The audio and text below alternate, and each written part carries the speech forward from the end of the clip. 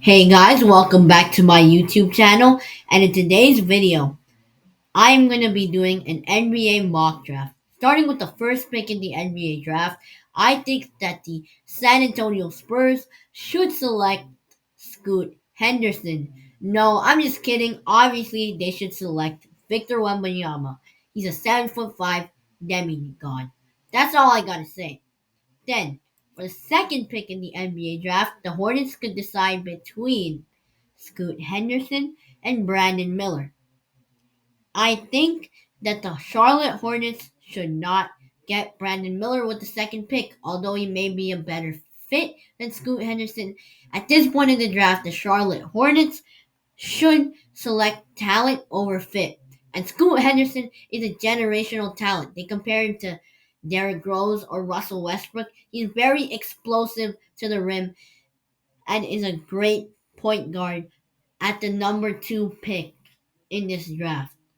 Talent over fit always works out, and I think the Hornets would be making a huge mistake by passing up on Scoot Henderson, as in many other drafts without Victor Wembanyama, he'd probably be the first pick.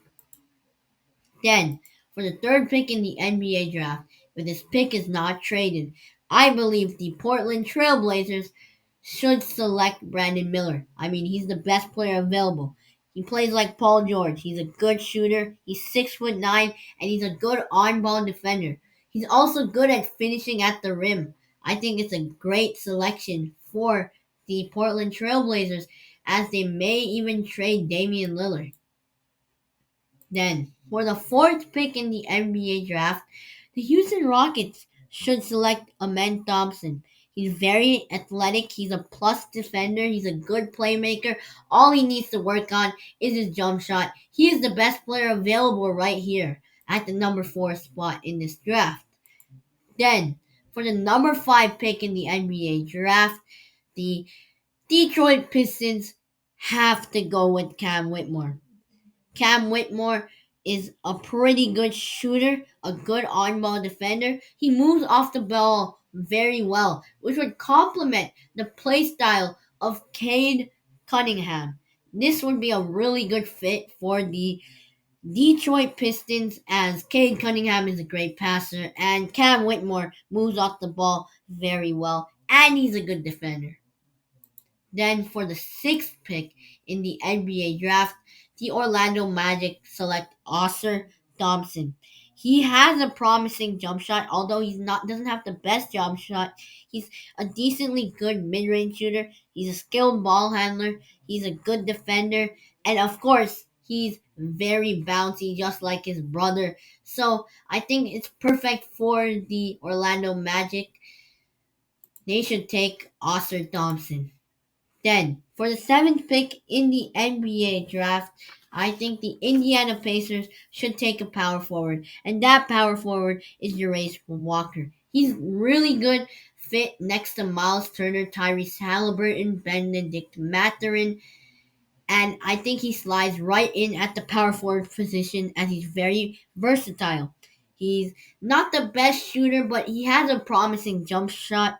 He's a good perimeter defender and is strong enough to keep up with centers. And of course, he's very quick. He's nimble. He can drive to the rim over big players, and he can play bully ball against small defenders. So I think he's a great, well-rounded player for the Indiana Pacers. Then with the eighth pick in the NBA draft, I think this is a no-brainer. The Washington Wizards should select Anthony Black. He's a perfect fit for the Washington Wizards, as they have no point guards. They have DeLon Wright and Monte Morris. They already traded Bradley Beal. So Anthony Black is basically the future of the Washington Wizards, as he is a high level playmaker and he's a high level defender, although he can improve his jump shot. Then, for the ninth pick in the NBA draft, the Utah Jazz basically they need a guy like Taylor Hendricks. I think he would be a great fit for the Utah Jazz at the small forward slash power forward position because he's a really good 3 point shooter at 40% from three. He fits well with Laurie Markkinen and Walker Kessler, as he can also guard positions from 3 to 5. I think it will be a very good defense between him and Walker Kessler, and he attacks the rim well. For the 10th pick in the NBA draft, this is an interesting one as the Dallas Mavericks want to be contenders next year. I think one of their main problems was rebounding and a good center who can block shots and, you know, be a good paint presence. So I think they should pick Derek Lively. This might be a surprising pick, but he's 7'2" and he has a 7'8" wingspan. Isn't that crazy? He's an elite defender, he's a promising shooter, and he provides size, which is exactly what the Dallas Mavericks need.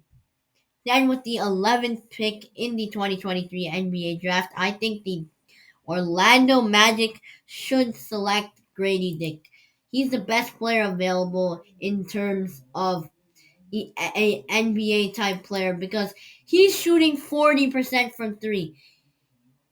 And I think any NBA team needs a great shooter. He's also a pretty crafty finisher around the rim, so I like Grady Dick at the number 11 spot. Then for the 12th pick in the NBA draft, I think the Oklahoma City Thunder should select Cason Wallace. They already have Shai Gilgeous-Alexander. I think a good backup point guard for the Oklahoma City Thunder's future would be Cason Wallace, as he's a great on-ball defender and a solid three-point shooter. Then, with the 13th pick in the NBA draft, I think that the Toronto Raptors should select Jalen Hood Shafino. The Toronto Raptors badly will need a point guard because most likely Fred Van Vliet will leave. I think Jalen Hood Shafino is a great defender, and Toronto needs a point guard, so they're going to select him. Then, with the 14th pick in the NBA draft, the New Orleans Pelicans probably want to be contenders next year. I think this guy has climbed up the draft boards. I think he's a pretty good fit. And I think Kobe Buffkin is the perfect selection at number 14. Some people may argue he should not go this high, but I think he should. Buffkin is a good finisher. He has speed like Tyrese Maxey. He also has quick hands as a defender. You see guys like Dyson Daniels and Kira Lewis Jr. fighting for minutes. And then you can also pick Kobe Buffkin, who will also be fighting for minutes on the New Orleans Pelicans. One of those three guys will probably pan out well, and I think Kobe Buffkin is a good bet for the New Orleans Pelicans. Anyways, this is my lottery. This is my mock draft for this year's NBA draft, as you can see right here. Thank you guys for watching this video. Please like and subscribe, and peace out, my friends.